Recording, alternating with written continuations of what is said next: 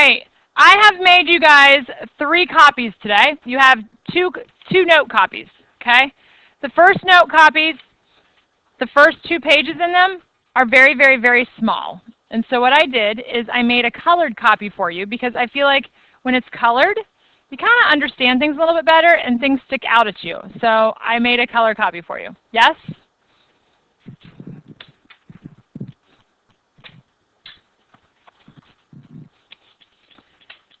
Now, this color copy paper that I'm passing out currently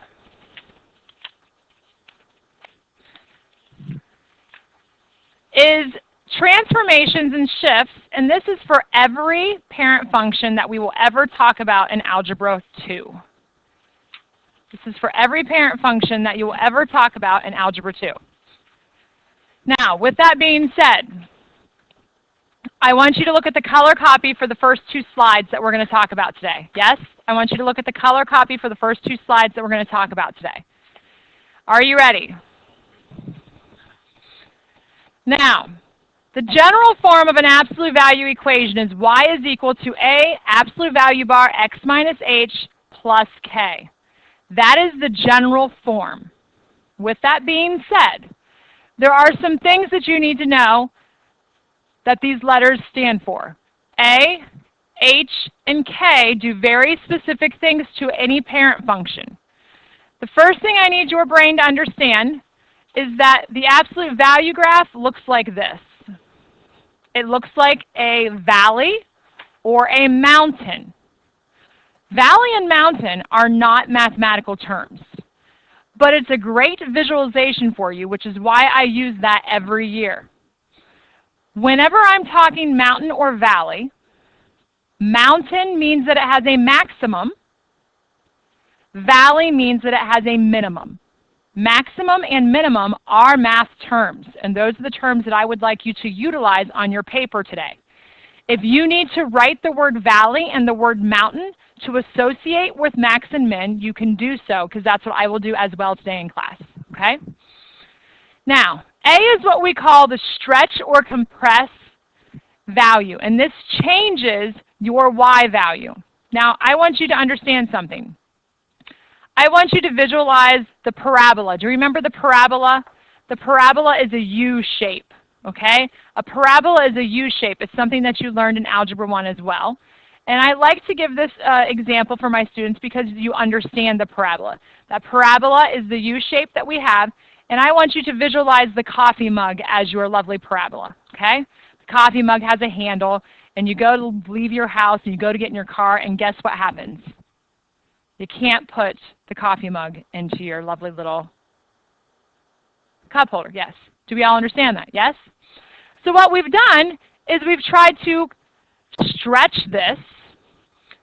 By stretching the arms, we've created a travel mug. The travel mug becomes long and slender. So if you stretch, your arms go up. So the parabola went from being normal to being stretched up and making that nice little slender, long, lean travel mug. Do we understand that? That is a stretch. So if I'm an absolute value graph where I have my arms up in the air like this, what's going to happen is my arms are going to get closer to my head if I'm stretched. Does that make sense? Now, if you are compressing the trash, you take your foot and you push the trash down, yes? The trash goes down and out to the sides of the trash bag, creating a cereal bowl effect.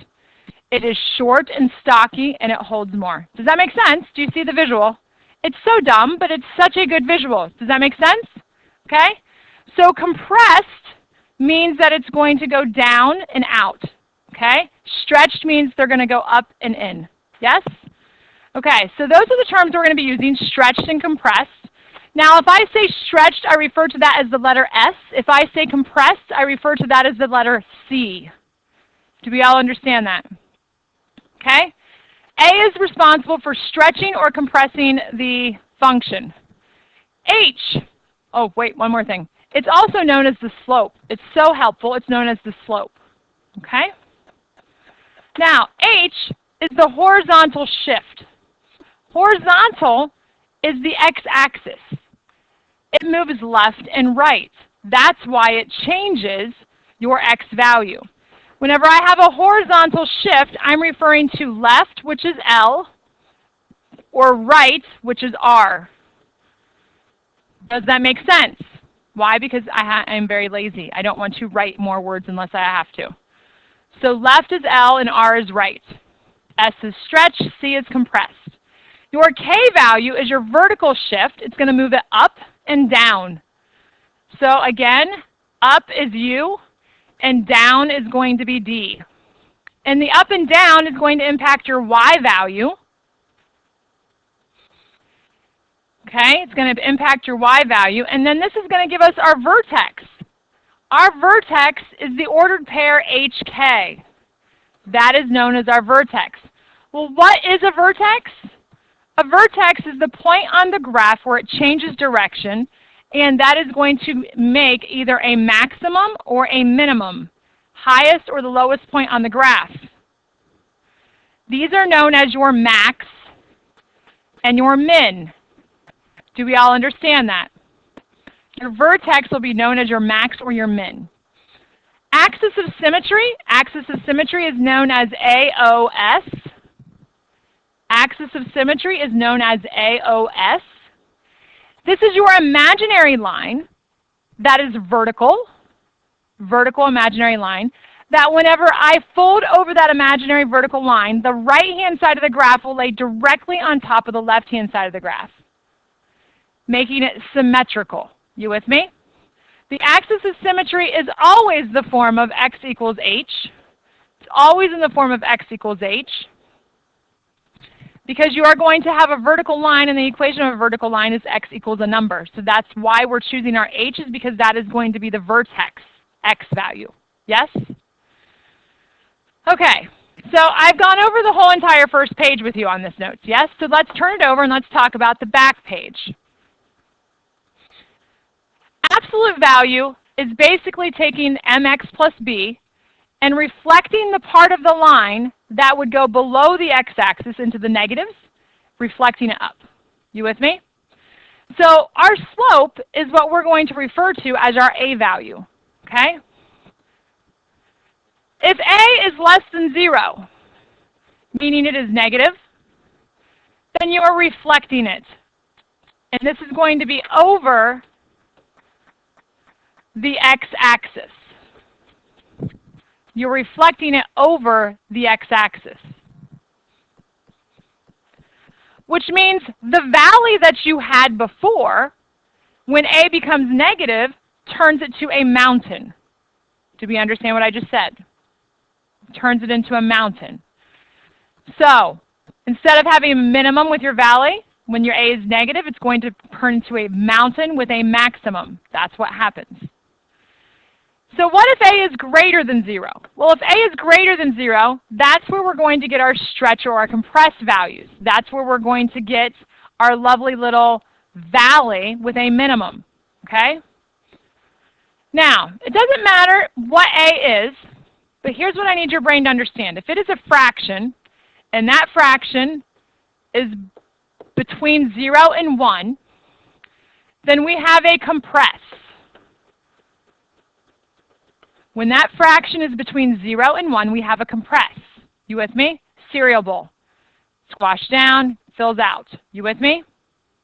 The arms go out. So it's going to be short and stocky. Yes? Now, if a is greater than 1, and I don't care what type of number, if that number is bigger than 1, 3 divided by 2 is a fraction, but it is larger than 1. It's 1.5. Do we understand that? That is a stretch. And what did I say a stretch looked like? It looks like a travel mug, meaning the arms go up further and closer together. Do we all understand that? Okay? Then this is a stretch. Now, I want you to graph the absolute value of x on this paper so that you can see it. And you did this back in Algebra 1, and you did this by doing XY tables. This is exactly how you did it. You plugged in values -2, -1, 0, 1, 2. Why? Because they were closest to the origin. And you simply plugged and chugged. The absolute value of -2 is 2. The absolute value of -1 is 1. The absolute value of 0 is 0. The absolute value of 1 is 1. And the absolute value of 2 is 2. Do we all understand that, yes or no? And you simply graph them. So if you're graphing them, I'm going to be at 0, 0, 1, 1, 2, 2, negative 1, positive 1, negative 2, positive 2. And you connect the dots in a V shape. And there is going to be your lovely absolute value graph. Do we understand the graph, yes or no? Are we good? Okay. Now I'm going to quickly write this down because you already have. If you want to do this so that you have it, you may on your page in your notes. We just did it.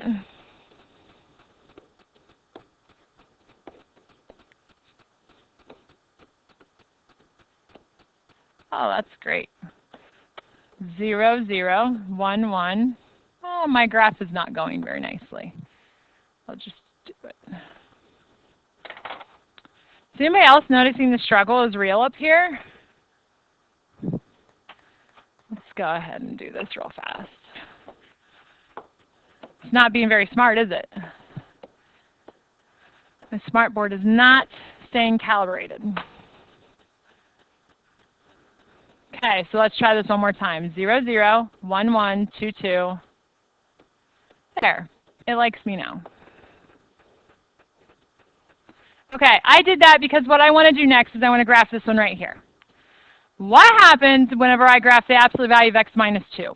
It's on the inside, and that represents our h. What is our h responsible for doing? Our h is responsible for moving left and right, isn't it? So if this is responsible for moving left and right, this goes the opposite of what you think. Minus 2 thinks that you're going to go to the left 2, correct? But it's the opposite. You're actually going to be moving this whole graph to the right. And this is going to change your x values. So if this is changing your x values, what this means is my y values stay exactly the same as what they were. 2, 1, 0, 1, 2. But now we're going to change the x values by simply adding 2 units to every one of them. So negative 2 plus 2 is going to give me 0. Negative 1 plus 2 is going to give me 1. 0 plus 2 is going to give me 2. Sure wish I'd written the right number there. 1 plus 2 is 3. And 2 plus 2 is going to be 4.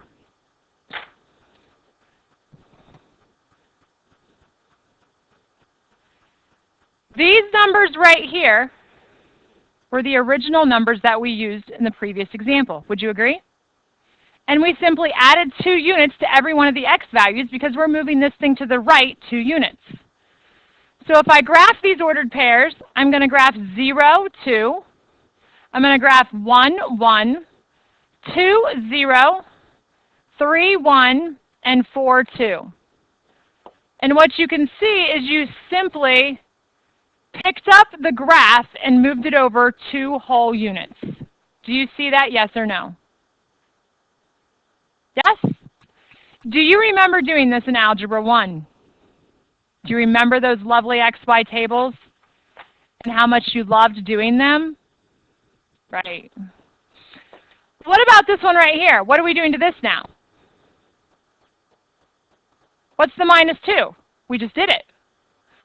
It's moving it to the right 2 units.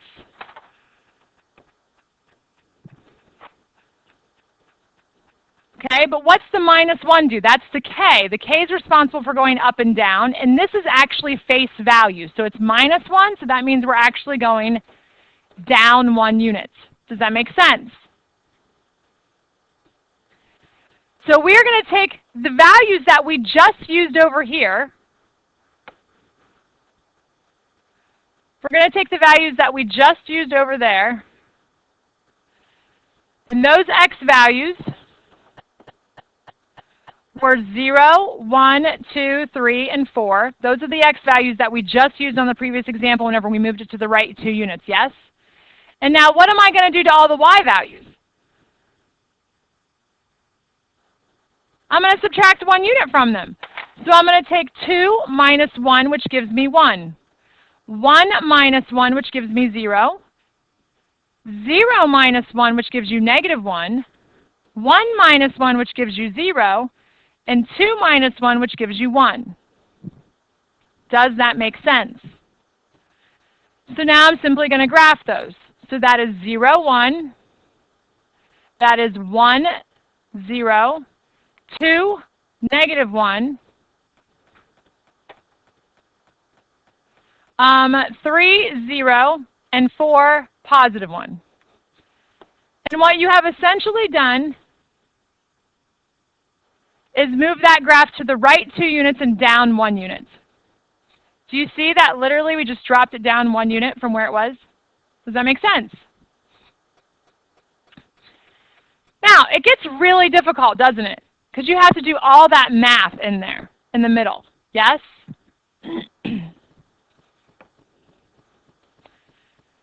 I'm going to skip the next example. I'm going to go to the last one. What is happening to this one? What's the negative do to it? Does anybody remember? It's going to multiply by a negative.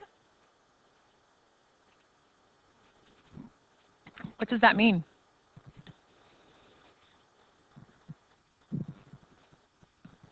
No. If A is less than 0, meaning it's negative, then the vertex of the V is the maximum, which makes it look like a mountain. So it goes from looking like a valley with a minimum to being reflected over the x-axis and turning it to look like a mountain with a maximum. Do we all understand that? So what happens with this problem right here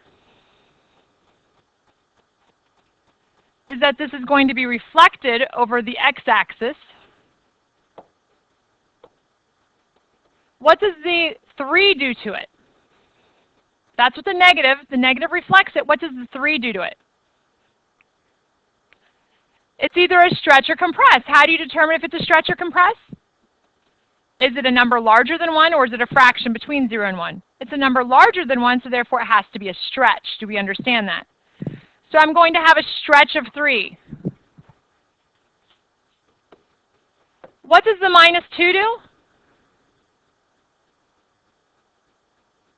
Moves it to the right 2 units. And what does the minus 1 do? It's going to go down 1 unit. Now, we could graph all of that and do an XY table, but there's a whole lot of math involved. What I want to show you is how to graph this without doing XY tables and simply being able to calculate the slopes. So let's go ahead and do an example without doing any tables. Are you ready? How I'm doing this today is exactly how I want you to do your homework tonight. 100% exactly. You with me?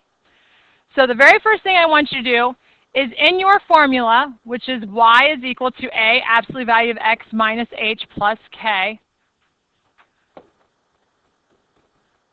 I want you to identify your a value. What is your a value in this problem? It is 2.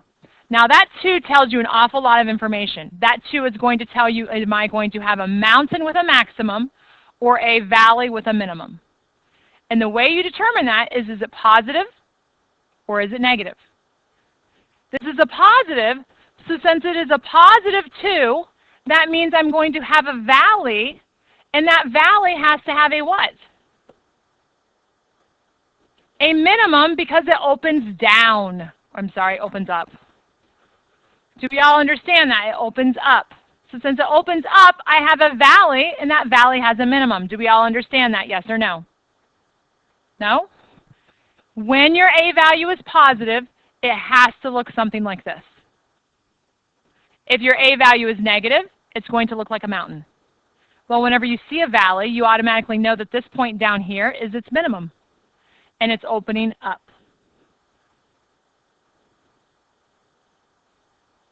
If it's a positive, a valley, negative, a mountain. Positive, a valley, negative, a mountain. Okay? All right. Now, the next thing I want you to do is I want you to find your axis of symmetry.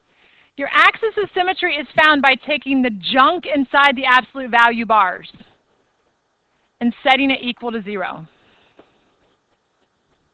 Take the junk inside the absolute value bars and set it equal to 0. So x equals 5 just happens to be our axis of symmetry, which our axis of symmetry equation is x equals h. So what does that imply about our lovely little shift? Which direction am I going? I'm going to the right 5 units. And we could tell that because of what we had at the very beginning. Okay? Now I want you to find your k value. Your k value is the number at the very end attached by addition or subtraction. What is the number attached at the end by addition or subtraction? 3. You know what this means? That you're going to go up 3 units. Do we understand that? From this, you now are able to find your vertex.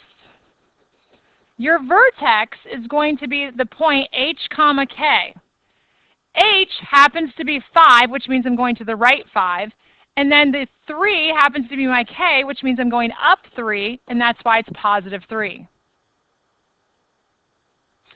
Now what I want you to do is I want you to go over to your graph paper.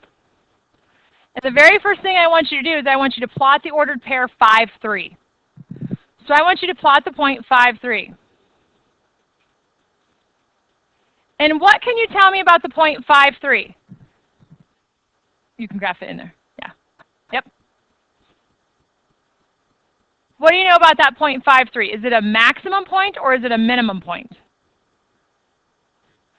It is going to be a minimum point. Since it's a minimum point, I'm going to write the word mim directly underneath of it. Do you know why I'm writing it underneath of it? That way I know nothing else goes underneath of it. My entire graph is going to be above that. Does that make sense?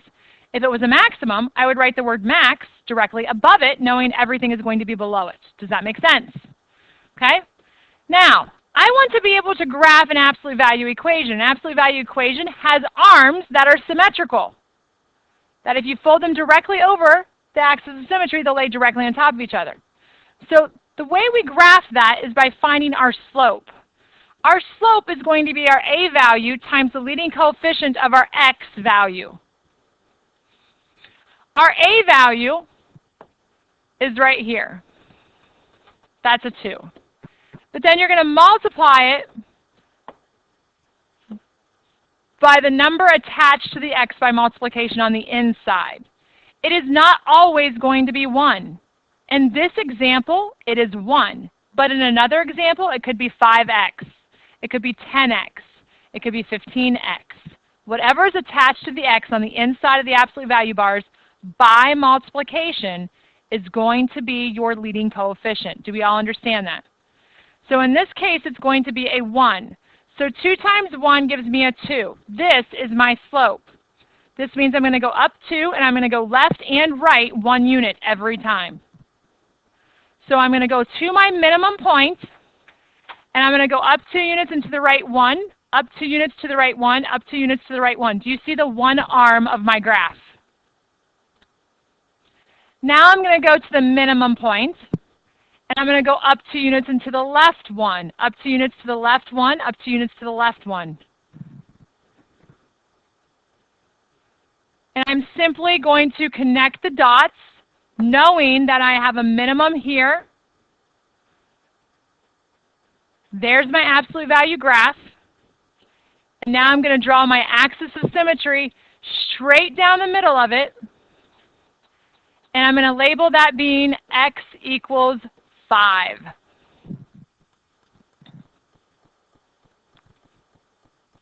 Let's do it again.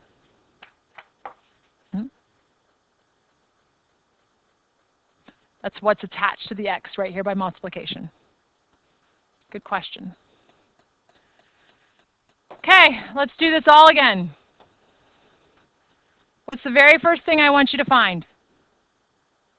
Your a value. What is my a value? My a value is negative 2/3.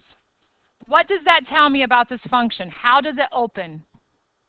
It's negative, so is it going to be a valley with a minimum or a mountain with a maximum?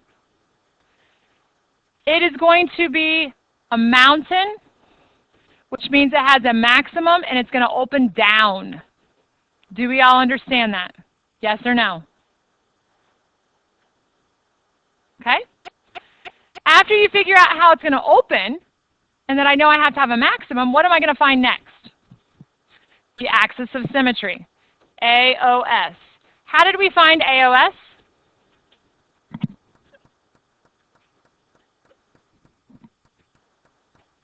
Take the junk inside the absolute value bars, which is x plus 2, and set that equal to 0. So x is equal to negative 2. Do you know what this means? That I've moved it to the left 2 units. Well, remember whenever we started talking about this, we looked at this and we're like, oh, okay, is that a possibility? Don't know why a circle just got drawn there. It doesn't like me either. Okay? Now, this right here, we knew it's going the opposite direction of what we thought. So that's plus 2, so it's actually going to the left 2 instead of going to the right. We already knew that, didn't we? So with that being said, I'm going to erase that so that we can see it a little bit easier. Now what do I do? K value. What is going to be my K value? My K value is what is attached to the very end by addition or subtraction, which is negative 1. Okay, so what does that help me to find? I'm going to go down 1 unit. Very good. But what does this help me find? The vertex. So if I'm going left 2, that's going to be negative 2. And I'm going down 1, that's negative 1. So that's my vertex. So what should I do immediately? I need to plot that. So I'm going to come over to my graph paper. And I'm going to plot the point negative 2, negative 1. And what do we know about that point negative 2, negative 1? It's a maximum. So where do I write the word max at? I write the word max directly above it, knowing nothing is going to go above that point. Do we all understand that? So now I'm going to come back over here, and I need to find my slope. My slope is my A value times my leading coefficient. That means I'm going to take this value, and I'm going to multiply it by what is attached to the x by multiplication on the inside. So that means I'm going to have negative 2/3 times a 1. Make sense? Negative 2/3 times a 1 is going to be negative 2/3. Now, what does that mean I'm going to do graphically? I'm going to go down 2, and I'm going to go left and right 3 units. Do we all understand that? To get both arms of the graph. So I'm going to come over to my point. I'm going to go down 2 units and to the right 3. Down 2 units and to the right 3. Down 2 units and to the right 3. Down 2 units and to the right 3. Do you see the one arm of my graph? Now I need to do my left side of my arm. So I'm going to go down 2 units and to the left 3.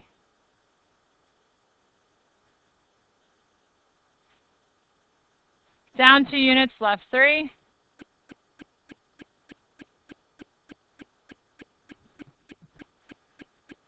And I'm going to connect them.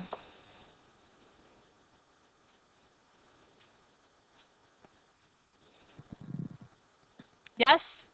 Now, can you tell me, is this graph going to be long and lean or short and stocky, meaning stretched or compressed?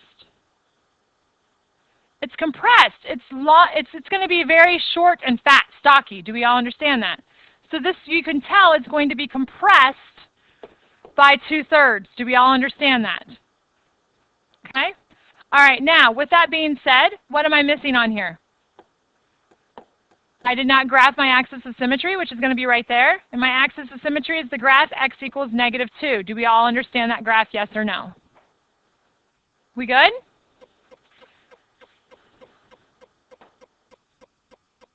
Okay, this is the one I really want to do. How's this problem different than the last one that we did? It has a 4 on the inside, which really kind of messes with the graph. And you need to understand how it messes with the graph. So the very first thing we're going to do is we're going to approach it exactly the way we approached the last problem first. So what did we do first? We found the A value. What is my A value? Negative 2/3. So what can you tell me about that? It's going to open down, which means I have a mountain, which means I have a maximum. Do we all understand that? Can you visualize it? Okay, now what do you do? Axis of symmetry. I'm going to take the junk inside the bars, which is 4x plus 12, and I'm going to set that equal to 0. What would you do to solve that? Subtract 12, divide by 4, and you get x equals negative 3. What does that imply? That I've gone to the left 3 units. Do we all see that? I went to the left 3 units, because that's h. Do we get that? Now what? Find the k value. The k value is going to be the number attached to the absolute value bars by addition or subtraction. It's negative 1. So what does that give me?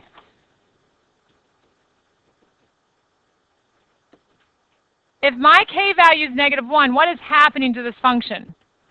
It's going down 1 unit. Excellent job. So what does that imply about my function? What's my vertex? Negative 3, negative 1. So I'm going to go over to my graph paper, and what am I going to do?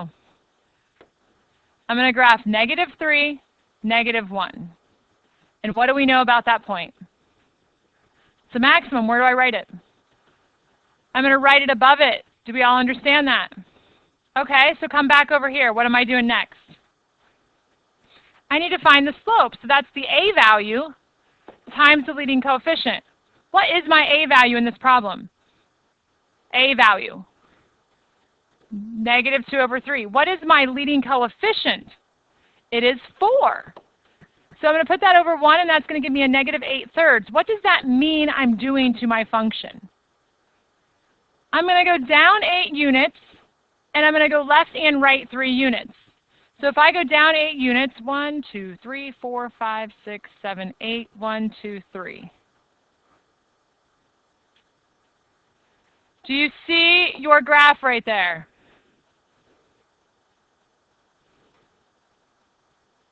Yes? Now I'm going to graph my axis of symmetry going straight down the line, and that's going to be labeled x equals negative 3, and there's my graph. Do we understand that, yes or no? Does that make sense? Okay, now, we still have to get through a couple more things here, which is going backwards. How do I go backwards? I give you the graph, and now I want you to come up with the equation. The equation is going to be y is equal to a absolute value of x minus h plus k. The very first thing I want you to do is find the lovely little vertex. The vertex in this problem is going to be the ordered pair negative 1, 1, 2, 3, 4, 4. Yes? So that implies that h is negative 1 and that k is positive 4. Do we understand that? Now what we don't have is our a value. So I want you to find a point on this graph, which is going to be right here. And I want you to find the slope. That's rising up 1 unit. 1, 2, 3 units is my run. Is A going to be positive or is A going to be negative? Is it a mountain meaning A is negative, or is it a valley meaning A is positive? A has to be negative because it's opening down. So therefore my equation is y is equal to negative 1/3 absolute value of x minus a negative 1 plus 4. What is minus a negative 1? A positive. So y is equal to negative 1/3 x plus 1 plus 4. Okay, tonight's homework. Pass this out for me.